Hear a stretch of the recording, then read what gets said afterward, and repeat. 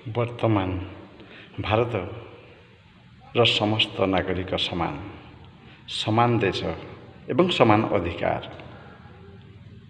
ତେଣୁ ଯେଉଁ ମୂର୍ଖ ଅଫିସର ST/SCର ହେବ ଜେନେରାଲ OBCର ହେବ ନାହିଁ, ଯେଉଁ ଅଫିସର କହିବ ନା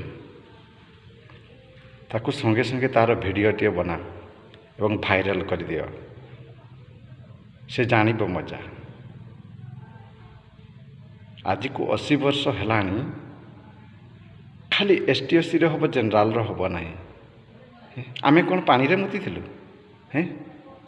ଆମେ କ'ଣ ପାଣିରେ ମୁତିଥିଲୁ? ସମାନ ଦେଶ ସମାନ ନାଗରିକ ସମାନ ଅଧିକାର ହେଲେ ବି ଖାଲି ST/SCର ହେବ। ଜେନେରାଲ OBC କ'ଣ ପାଣିରେ ମୁତିଥିଲେ? କାଟୁନ ଜେନେରାଲର ପ୍ରଧାନମନ୍ତ୍ରୀ ଘର ଗୁଡ଼ାକ କାଟୁନ ଜେନେରାଲର ଭତ୍ତା ଗୁଡ଼ିକ ବୁଢ଼ାଗୁଡ଼ାର କାଟୁନ।